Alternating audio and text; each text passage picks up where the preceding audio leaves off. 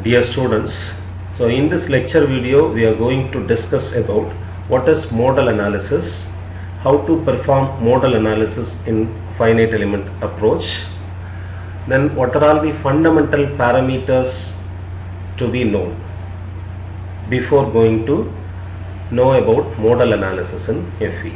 Okay, so first of all, modal analysis is the study of the dynamic properties of systems in the frequency domain. Okay, so frequency domain la vibrate ஆயிட்டு இருக்க சிஸ்டத்தோட motion study, dynamic properties பத்தின study தான் modal analysis அப்படின்னு சொல்லுவோம்.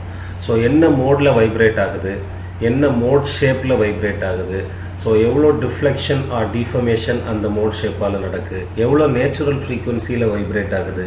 Okay, so என்னென்ன மாதிரியான property study under the vibration condition பார்க்குறது தான் மோடல் அனாலிசிஸ் அப்படின்னு பார்ப்போம். So there are two major types of vibration. We have already studied these kinds of basic things in dynamics of machinery. So there are two major types of vibration based on the force subjected to the system, external force. Okay, so there are two types, free or natural vibration, and the second major type is forced vibration. So if continuous force is subjected on a system to vibrate that, then that type of phenomena, that type of vibration is said to be forced vibration. If a system gets vibrated with an initial disturbance force, initial மட்டும் force கொடுத்துட்டு then remove பண்ணிடுறோம், அந்த initial force வச்சு அந்த system vibrate ஆயிட்டு இருக்கு, அந்த component vibrate ஆயிட்டு இருக்கு அப்படின்னா that is subjected to natural vibration or free vibration. So based on the direction of the particles movement, vibration is further classified into three types: longitudinal vibration, transverse vibration, and torsional vibration. Okay, so longitudinal vibration la the movement will be parallel to the axis of the component. In transverse vibration, the movement of the particle will be in perpendicular to the axis of the component. In torsional vibration, the objects gets vibrated about the axis in rotational aspect. Okay, so what are all the major causes of vibration in heavy machineries or automobiles? The first major cause is unbalanced rotating as well as reciprocating masses. So if rotating and reciprocating masses are not properly balanced, then that will lead to vibration. Then the second cause is misalignment of components. Third cause is wear. So second and third cause எதுக்கு கொண்டு போகும் அப்படின்னா unbalanced rotating and reciprocating masses generate ஆகிறதுக்கு கொண்டு போகும். That will lead to vibration. Okay, so what are all the terminologies used in vibration analysis அப்படின்னு பார்த்தோம்னா first terminology is frequency. So frequency அப்படின்னா cycles per timeல அதை என்ன பண்ணுவோம், denote பண்ணுவோம். ஸோ ஒரு பார்ட்டிகிள் வைப்ரேட் ஆகும்போது ஒரு யூனிட் டைமுக்கு எவ்வளோ சைக்கிள்ஸ் அது வைப்ரேட் ஆகுது, எவ்வளோ சைக்கிள்ஸ் அது வைப்ரேட் ஆகுது ஆர் எவ்வளோ ஆசிலேட் ஆகுது கரெக்டாக ஒரு யூனிட் டைமுக்கு, that is called as frequency. So that may be forced frequency or natural frequency.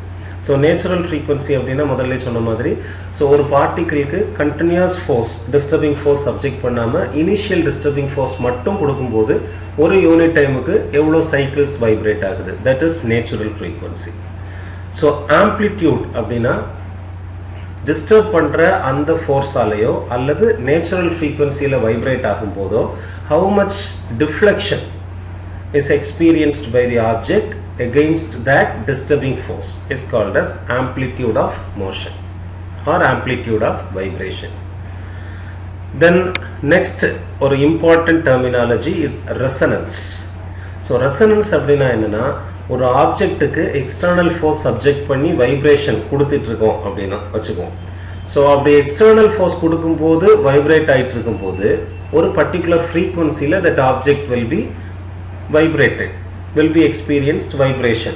Okay, so on the external frequency எப்போ அந்த ஆப்ஜெக்டோட ஆக்சுவல் நேச்சுரல் ஃப்ரீக்வன்சியை ரீச் பண்ணுதோ ஸோ அப்போ அந்த மெட்டீரியல் அந்த காம்பனன்ட் பயங்கரமாக வைப்ரேட் ஆகும் with maximum amplitude. So that phenomena is called as resonance. So resonance கண்டிஷனில் amplitude அதிகமாக இருக்கும். ஸோ ரெசனன்ஸ் கண்டிஷனில் எவ்வளோ ஸ்பீடில் ஒரு ரொட்டேட்டிங் காம்பனன்ட் வைப்ரேட் ஆகிட்டு ரொட்டேட் ஆகிட்டு இருக்கோ that speed is called as critical speed. So simply resonance அப்படின்னா external frequency due to the subjected continuously subjected external force is equal to the natural frequency of the system. That condition is called as resonance condition. Then next terminology is damping. So dampers are usually provided to machineries or rotating reciprocating components to avoid the vibrational effect. So vibration வந்து absorb பண்றதுக்கோ அல்லது vibration eliminate பண்ணி தள்ளி வைக்கிறதுக்கோ அந்த component affect ஆகாம தள்ளி வைக்கிறதுக்கோ use பண்ற devices தான் dampers or dashpots அப்படின்னு சொல்லுவோம். So these are all the basic terminologies used in vibration analysis. So next coming to the finite element modeling. So this is the general finite element equation used in model analysis. K minus m omega square u is equal to f. So where K அப்படிங்கிறது stiffness matrix, M அப்படிங்கிறது mass matrix.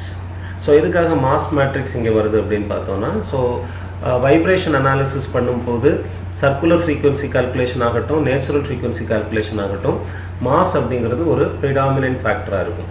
கரெக்டாக? For example omega n circular ஃப்ரீக்வன்சியோட formula root of stiffness per mass. கரெக்டாக? So அதனால் மாஸோட role இங்கே இம்பார்ட்டண்ட்டாக play பண்ணும். Omega square frequency circular frequency square into u as usual displacement matrix is equal to f force matrix. So in case of natural vibration there will be no external force will be subjected continuously, so that f matrix will be 0 in case of natural vibration. So the equation will get altered as k minus m omega square into displacement matrix is equal to 0. So two types of mass matrices are considered in case of finite element modeling of model analysis. First one is consistent mass matrix, second one is lumped mass matrix. So two mass matrices consideration la problems will be solved in case of model analysis. Consistent mass matrix அப்படினா என்ன அப்படினா, in this case the mass of the considered component is considered as uniformly distributed load. So மாஸை வச்சு தான் matrix form பண்ண போகிறோம். So அந்த mass of the considered component UDL மாதிரி யூனிஃபார்மாக அதோட mass throughout the component act ஆகிற மாதிரி கன்சிடர் பண்ணி ஃப்ரேம் பண்ணுறதுக்கு பேர் தான் கன்சிஸ்டன்ட் மாஸ் மேட்ரிக்ஸ்ன்னு சொல்லுவோம். The mass will be consistent throughout the considered element. Second case lumped mass matrix. So lumped mass matrix அப்படின்னா என்னென்னா, எக்ஸாக்டாக அந்த ஆக்ட் ஆகிற மாஸ் ஆக்சுவலி அந்த காம்பனண்ட்டோட மாஸை எக்ஸாக்டாக கன்சிடர் பண்ண நோடல் பாயிண்ட்ஸில் மட்டும் ஆக்ட் ஆகிற மாதிரி டிஸ்ட்ரிபியூட் பண்ணி எடுத்துக்கிட்டோம் அப்படின்னா that is lumped mass matrix case. For example ஒரு பர்டிகுலர் காம்பனண்ட் கன்சிடர் பண்ணுறோம், அந்த காம்பனண்ட்டோட மாஸ் 4 kg அப்படின்னா 4 kg மாஸை ரெண்டு எண்டு பாயிண்ட்ஸில் மட்டும் நோடல் பாயிண்ட்ஸ் ரெண்டு நோடல் பாயிண்ட்ஸை வச்சு டிஃபைன் பண்ணியிருக்கோம் அந்த பர்டிகுலர் காம்பனண்ட் அப்படின்னா ஃபர்ஸ்ட் நோடல் பாயிண்ட்ல 2 kg செகண்ட் நோடல் பாயிண்ட்ல 2 kg ஆக்ட் ஆகிற மாதிரி அனாலிசிஸ் பண்ணோம் அப்படின்னாலும் நம்ம அந்த 4 kg வச்சு தான் ப்ராப்ளம் சால்வ் பண்ணியிருக்கோம் இல்லையா. So for simplicity instead of considering uniformly distributed load point லோட்ஸாக ஆக்ட் ஆகிற மாதிரி கன்சிடர் பண்ணி சால்வ் பண்ணியிருக்கோம் அப்படின்னா that is coming under lumped mass matrix case. Okay, so this is the basic difference between these two matrices mass matrices. So இப்போ K and mass matrices ஒவ்வொரு basic எலிமெண்ட்ஸுக்கும் எப்படி இருக்கும் அப்படிங்கிறத பார்க்கலாம்ப்பா. So we all know that stiffness matrix formula for one dimensional bar element AE by L 1 minus 1 watt, where A is the cross section, E Young's modulus material property, and L is the length of the bar element. So coming to the mass matrices, consistent mass matrix formula M is equal to rho A L by 6 2 1 1 2. So the rho அப்படிங்கிறது என்னன்னு பார்த்தீங்கன்னா mass density. This is not weight density, this is mass density. Unit வந்து kilogram per meter cube. Then lumped mass matrix M is equal to rho A L by 2 1 0 0 1. Okay. For the case of one dimensional beam element, already stiffness matrix formula தெரியும், EI by L cube. 12 6L minus 12 6L, 6L 4L square minus 6L 2L square, minus 12 minus 6L 12 minus 6L, 6L 2L square minus 6L 4L square. So the formula for consistent mass matrix in case of one dimensional beam element, rho A L by 420 and a symmetric matrix. Similarly, lumped mass matrix for one dimensional beam element, rho A L by 2, 1 0 0 0 0 0 0 0 0 0 1 0 0 0 0 0. It is a 4 cross 4 square matrix. Okay, so these are all the basic things we have to know before getting in depth into the problem solving cases under modal analysis using FEA. That's all.